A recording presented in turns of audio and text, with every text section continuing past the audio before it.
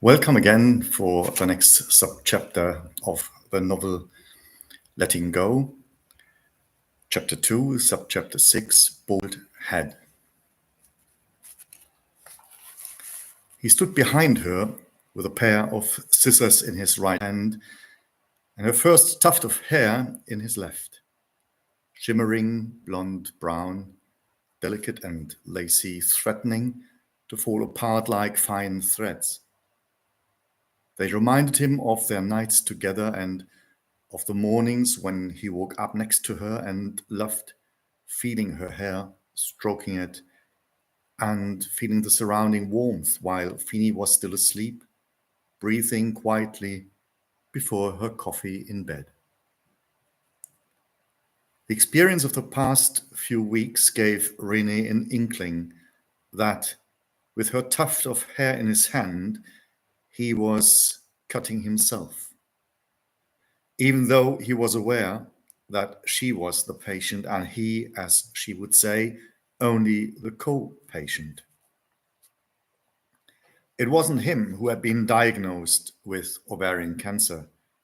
It wasn't him who had his internal sexual organs cut out and robbed. It wasn't him who had to undergo the serious and life-threatening operation.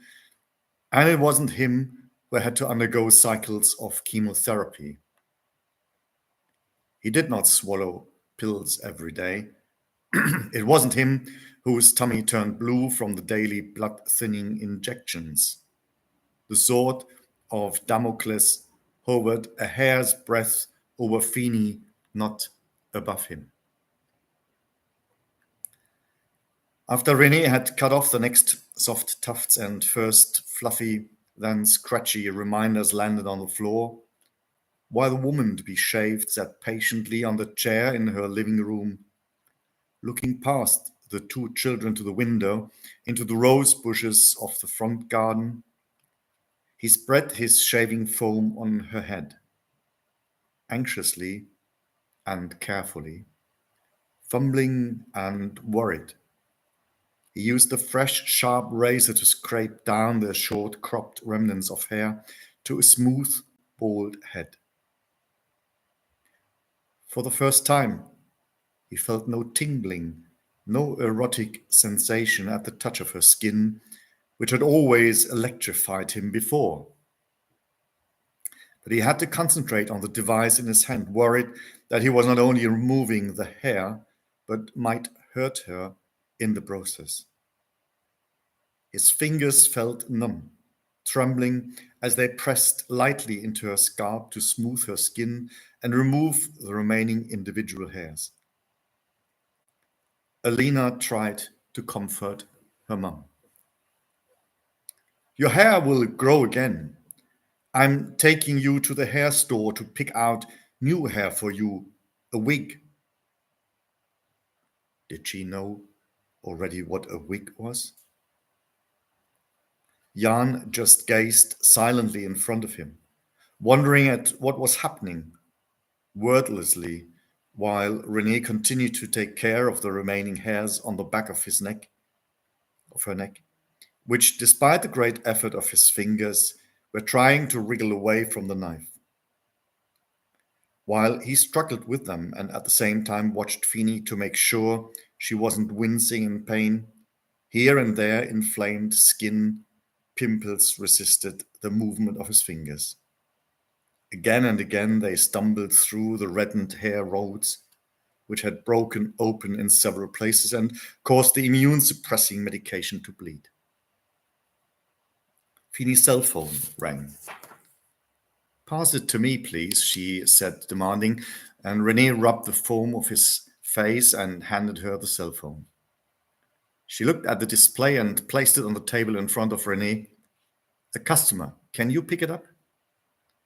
Renee was a little reluctant, as he wanted to get the painful procedure over with and get Feeny and the children home. But her look was even more determined than usual, so he reached for his cell phone. "Weingarten? Annika? Give it to me, please," Feeny demanded. "Hi, this is Feeny," she said coachingly. as if she was sitting in her studio, ready for the next customer at any moment. And yet she was more like a shorn lamb before the slaughter. Short silence. Yes, I'm okay. I still have to get used to my hair falling out. I noticed it at the beginning of the week when I tried to comb my hair in the morning and tufts of hair got stuck in the comb. It got worse every day. That's why I decided to shave my hair off completely. Renee is in the process, she said. Silence. No, not inappropriate. But let's talk on the phone tomorrow and think about the new date. Nice of you that you want to come to England. She gave Renee back the cell phone, which he placed on the sideboard with some amazement. Go on, said Feeny. Annika, just let me know that she has to go to the UK on business soon and wanted to ask if we could see each other.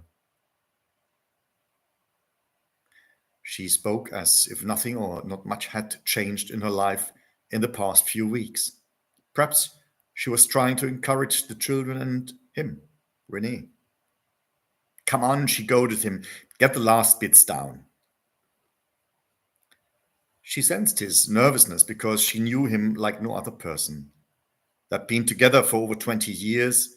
She was barely 18 and he was 25 when they first met, even if it had taken a while for them to really get together. She also felt his sweaty hands, and he didn't want to let his fear of her first look in the mirror show. She urged him to really get all her hair down.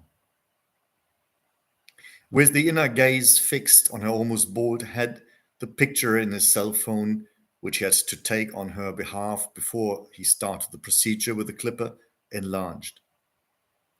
She had loved her hair and wanted at least one photograph to remember her. After she sat completely bald in front of him and the children saw their shocked faces, she jumped up. Now don't look at me like I'm an alien. While she rubbed her head dry with a towel, she announced, I'm going to pack my things and let's go to the sauna. I'm sure it will help my scalp. Who wants to come with me? The three family members were more than surprised while Feeny went into the bathroom and packed up her sauna things. Without a word, Renee and the children joined in and also dug out their towels, swimming trunks, and swimsuits and adjusted their bags. The Midland Hotel, with its spa, was one of the regular resorts the family had visited once a week before Feeny fell ill. Although the city also had a large sauna facility in the Aquatic Center, which was built for the 2002 Commonwealth Games, children were only admitted there from the age of 16, and then, as in all saunas in the country, of course, only wearing swimwear. With mixed feelings, the three sat down in the car with Feeny. Feeny had pulled a scarf over her bald head so that she didn't freeze, making it easier for Renee and the children to see her. When Feeny stepped out of the changing room with Alina, she wasn't wearing a full-length swimsuit that would have covered the wound, but had put on one of the skin-pieced bikinis she usually only took on vacation. The scar stretched from her panties to under her breasts, which were still slightly protruded and the stitches visible. The guests sitting in the sauna room opposite the bold woman with a zipper in front of her tried to cover their curious glances. Even in the shower, most of them seemed to deliberately ignore her huge scar. Renee had more trouble avoiding the sight of it and blocking it out. The more he wanted to overlook the surgical scar, the more it bothered him. Was it pity for Feeny or admiration for her strength that she was showing in public like this? Was she trying to prove something to her family? Courage, fight, desperation? He wanted to stand by his wife, but wanted she to challenge him? how did the children feel? However, they obviously had fewer problems with Feeny's appearance, frolicking in the bath and jumping into the pool that was part of the spa area. "Do you want a glass of champagne?" she asked him, putting a bathrobe around her. "I'd love to," he said, trying to cover up his distress.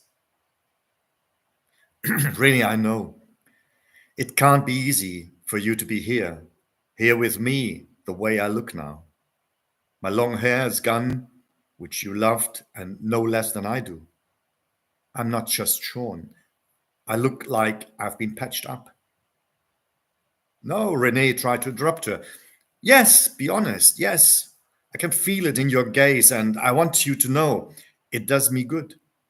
Don't think that I didn't step into and out of the changing room in fear of myself. What woman likes to be so disgraced in front of other people, let alone those she loves? You came with me anyway, put up with me. That gives me the courage to put up with myself." "I just have to get used to it, just like you," Renee retorted. "You can say that, and I don't even know if I ever want to get used to it," she answered. "That's right. You also said you're not just a patient. What I meant was that I have to get used to seeing what and how you are, rather than to changes." And she said, "It's a learning program for both of us. It helps that I'm not alone in the process of getting used to my new look either. Let's look at my boldness. Let's look at it as a sign that I can do the chemo because I haven't yet developed side effects that have forced other women to stop. Let's read the boldness and the red line on my stomach and tummy as a sign that I seem to have just made it again. Who knows for how long? That's why I wanted to invite you for a glass of champagne. We usually celebrate birthdays here, and we've already toasted our wedding anniversaries in this place. But today, we have another celebration, an occasion to celebrate together." Renee was eager to see what would follow. "It's the day we can still be together, perhaps even an occasion that promises us a piece of future." Renee couldn't answer straight away. And she said, "When I went into surgery, I made my will before. I consciously wanted to go in such a way that I felt I had sorted everything out. Thanked you and the children, told myself and you the most important thing, that I'm so infinitely grateful for the past days and years with you, the good and the bad, for the fact that I was allowed to live this life with its highs and also with its current abysses. When I received the injection for the anesthetic, I had the feeling that I could go.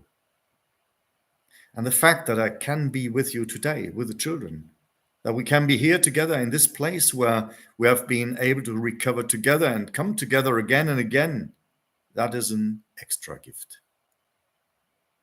I thought about the moment of the injection the whole time, when you cut off my hair, about that fact that I was and am allowed to be with you again after surgery. This, I think, is a bigger celebration for me than my birthdays or anything else we have celebrated so far. I wanted to toast to the fact that you exist with me, and that I was able to live what we live together and still can live today. Renee was moved, felt a mixture of joyful and concerned wetness. Here she stood before him, bareheaded, but he saw his wife. Here she held the glass hairlessly, almost cut in half, but he heard the clink of both their glasses. They came close to each other at the counter of the sauna bar. without further words. Then Feeny said she needed some time to herself and dived into a relaxation room. There she stayed for the next 2 hours. Renee visited the sauna alone for the infusions while the children played together in the water. Feeny's change of mood, which was linked to her chemotherapy, was not easy for Renee to cope with. Just as mildew settles on green wine leaves and grapes, and what had previously promised sweetness produces a bitter wine. So Feeny's mood changed. Still in good spirits at the bar, she turned sour and withdrew so as not to be hurt and not be hurtful. Even for herself, as she said, her feelings were unpredictable. Suddenly she felt miserable. Then she felt cheerful again. It was precisely the people she loved that she found exhausting in such alternating baths. It was no different for hers, thinking of a sweet grape swallowing acid, preparing the tongue and throat for an attack, and caressing the palate. This evening was no exception. After the rest of the family had tried to pass the hours together and leave Feeny to her own devices, Feeny crawled out of her hiding place and ordered a second round at the bar with a piccolo for Renee and herself, an apple spritzer for Jan, and a mango spritzer for Alina. I want to apologize to you, sorry. I was suddenly so tired, exhausted, maybe because I hadn't slept well tonight. But I wanted to tell you again how grateful I am that you treat me the way you do. Mamuchka, said Jan, what are you doing? We love you, don't we? Feeny was touched. Yes, Lena agreed. Sometimes I'm suddenly tired too. That's okay. And we know that you just need a bit of time for yourself. Renee agreed and toasted Feeny, took her in his arms. They let the children roam around a bit and spent a few more minutes together at the bar. You don't need to apologize, said Renee. We're just grateful to be with you, as you put it earlier, to be allowed to be with you. And even if you withdraw from time to time, it's just good. And it's so good to know that you are still around us. But I don't just want to be just around you. I want to be with you and for you. Yes, of course, but everything in its own time.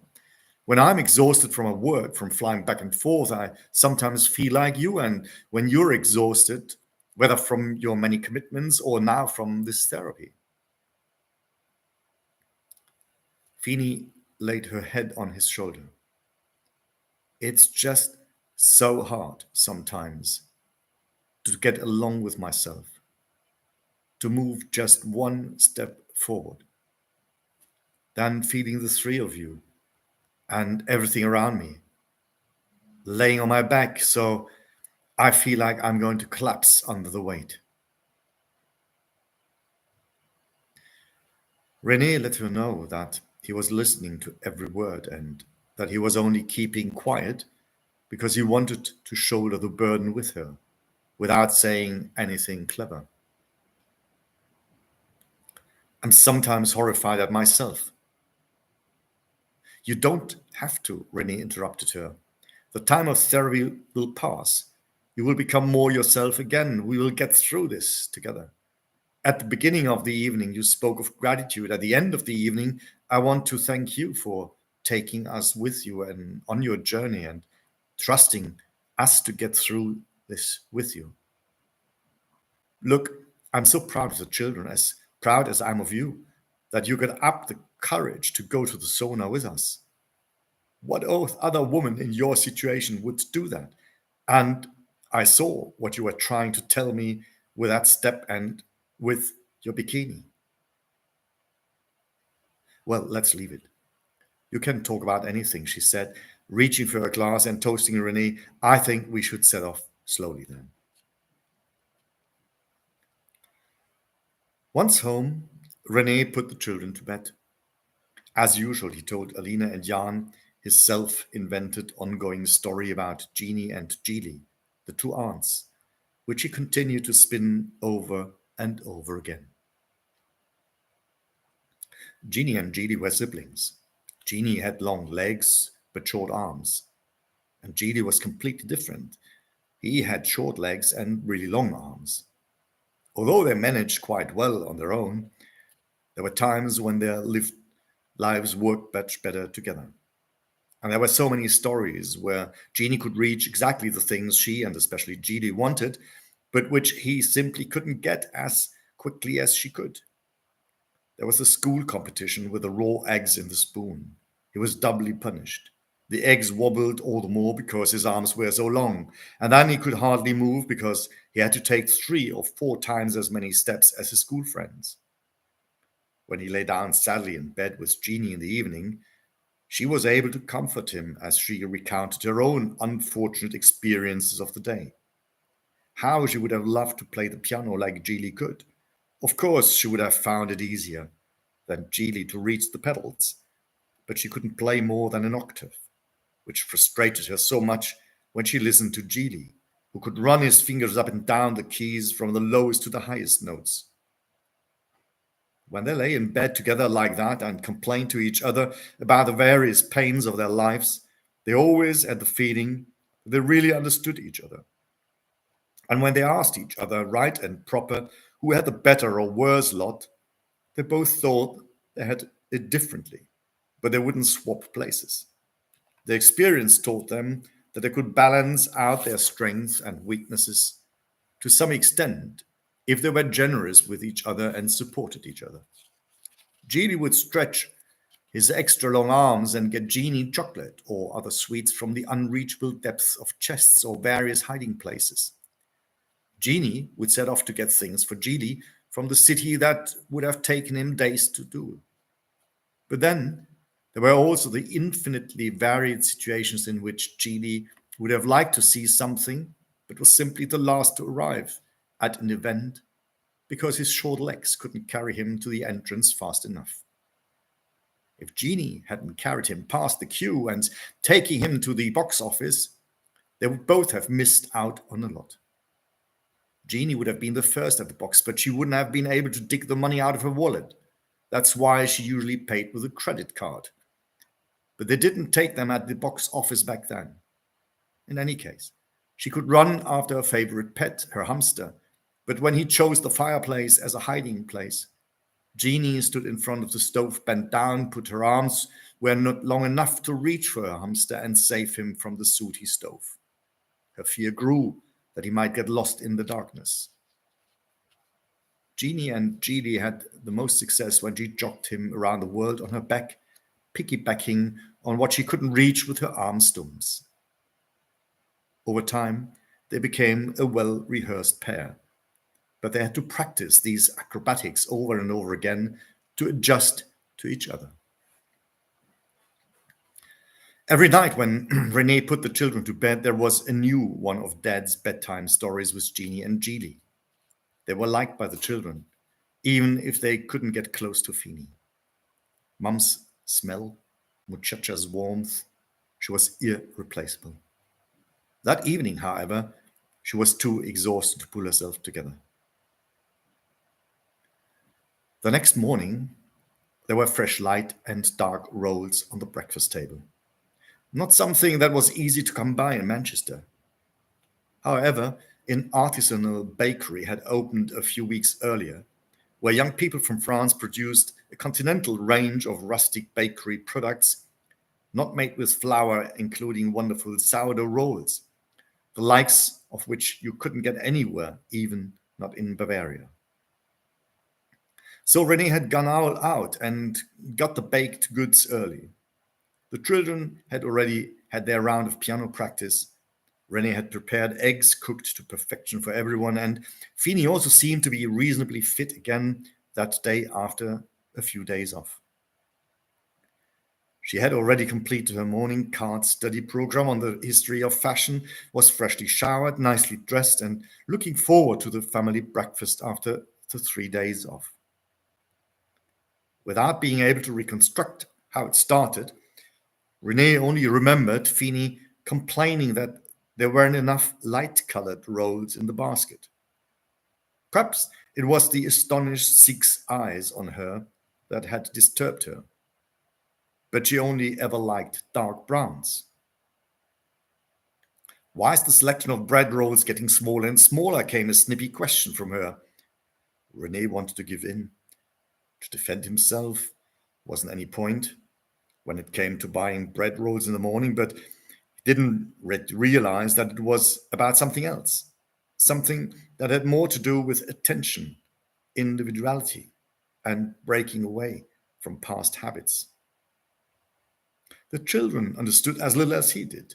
They were just caught up in their habits and assumed that today was like yesterday and last week, but not that from now on every day would be a completely new beginning. For Feeny, this Saturday morning was like waking up from another world. And she probably wanted to tell the family that she had just had to start again, that she couldn't rely on what was true yesterday, even if she had wanted to commit herself. She was controlled not by herself, but by doctors, medication, from outside, against her will and without consent. Something she deeply disliked was a regime that was imposed on her. What she was, did, ate, yesterday had gone into 1,000 pieces. Perhaps it was her past way of life that had just brought her to this abyss, she worried. Such questions pestered her. What she associated with yesterday lay beneath the shadow that had paved the way for her illness, which she now had to live and suffer with. What were small buns for the rest of the family were the ground pulled out from under her feet. None of you understand me. No one can understand me, even if you wanted to. But you don't even want to make this little effort for me, she blurted out. The children might still be excusable, she continued, but now could they have understood?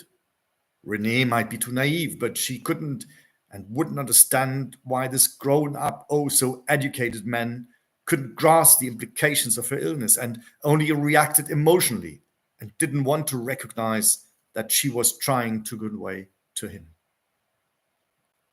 The fruitless discussion about why there weren't enough light-colored rolls on the table, which normally nobody in the family except Jan and Renee wanted to eat anyway, and why nobody liked the dark rolls that morning was a sham. Why didn't Renee pull out his knife straight away? The fact that Alina had made herself a large cup of frozen fruit with yogurt and muesli was an affront.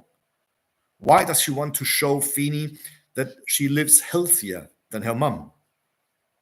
Why the provocation, which would only lead to further mutual heating?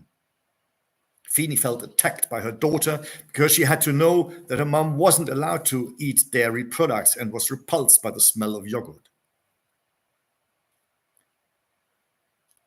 Renee, who wanted to de-escalate this sudden, completely unforeseen situation, offered that Feeny could have another of the remaining light-colored rolls, which he would normally have eaten, but this time he would eat the dark one.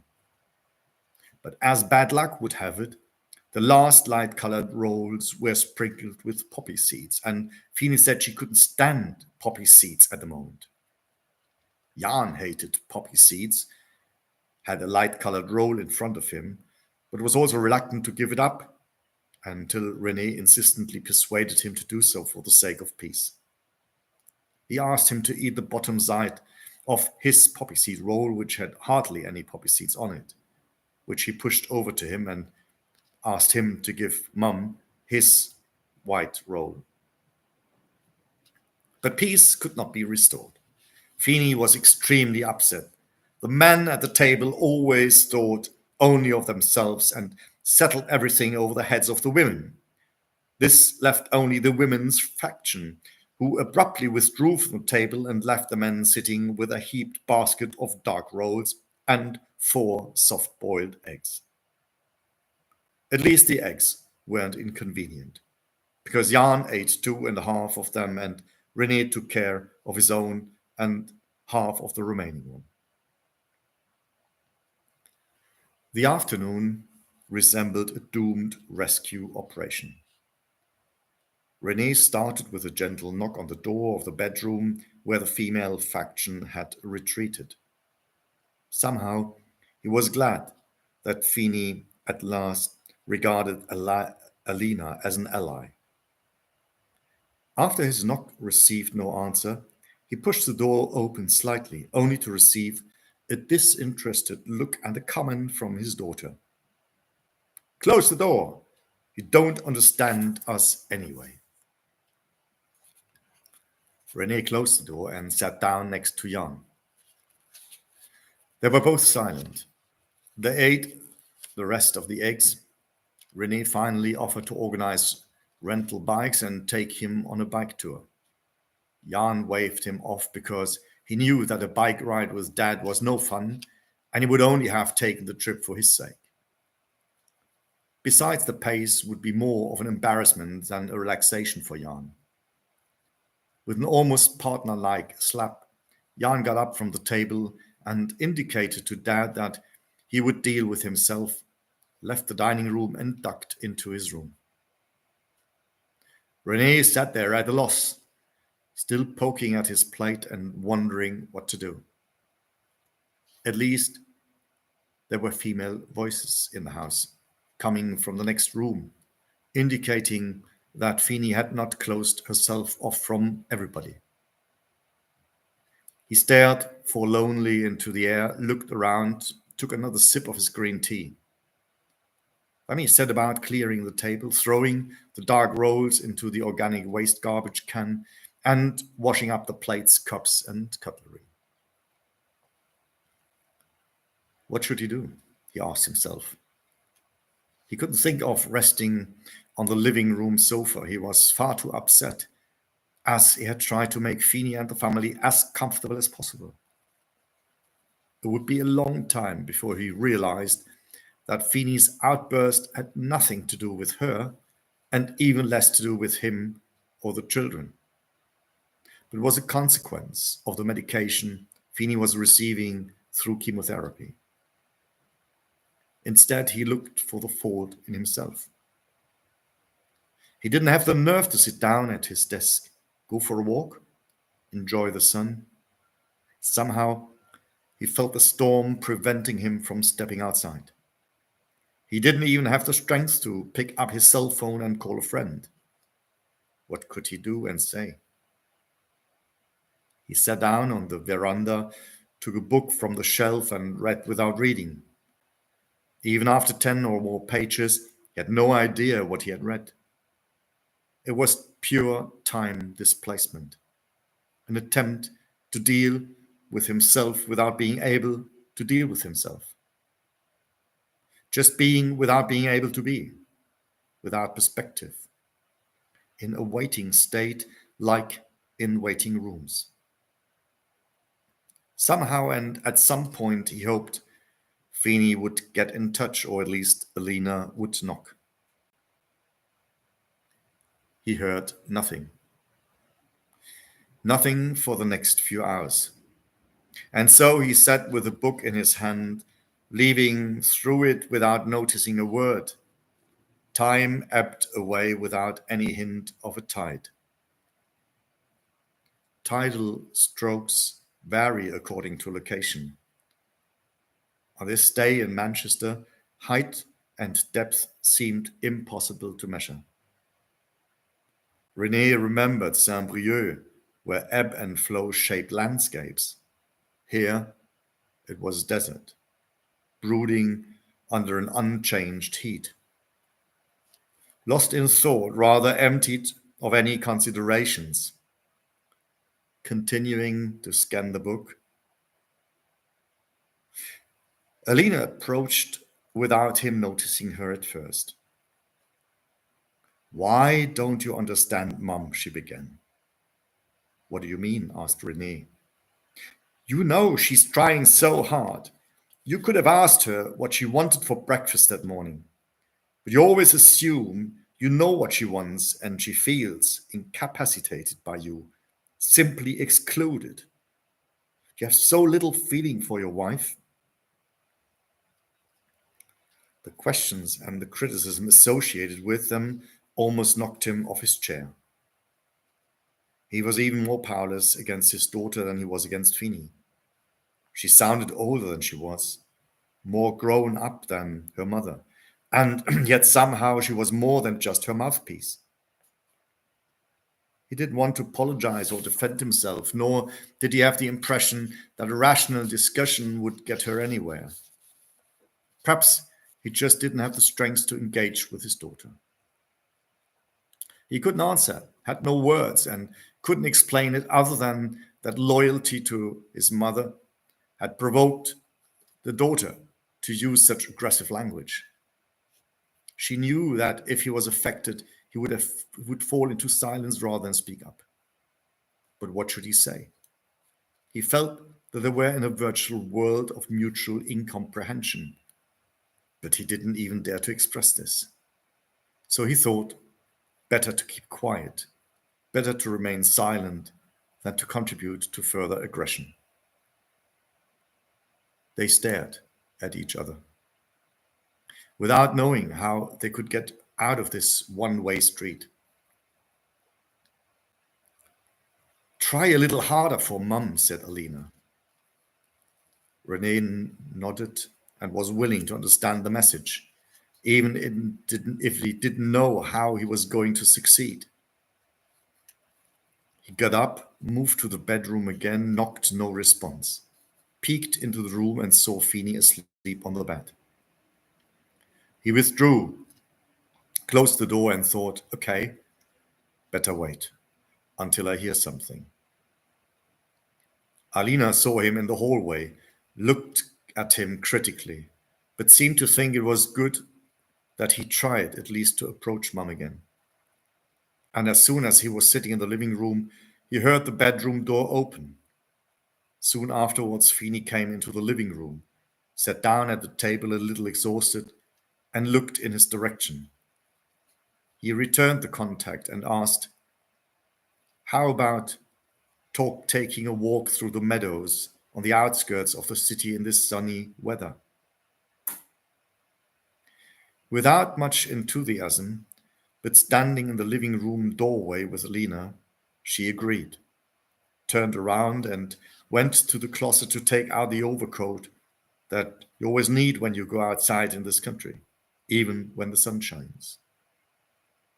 Renee grabbed his raincoat, umbrella, and car keys, and they met at the car to drive to the suburbs and go for a walk.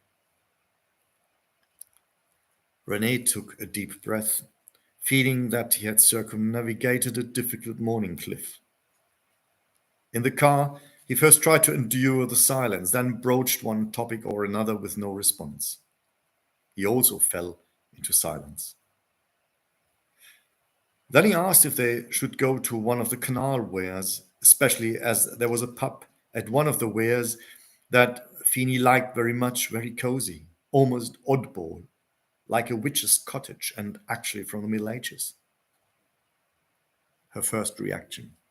She nodded and was pleased. He was pleased to get an answer.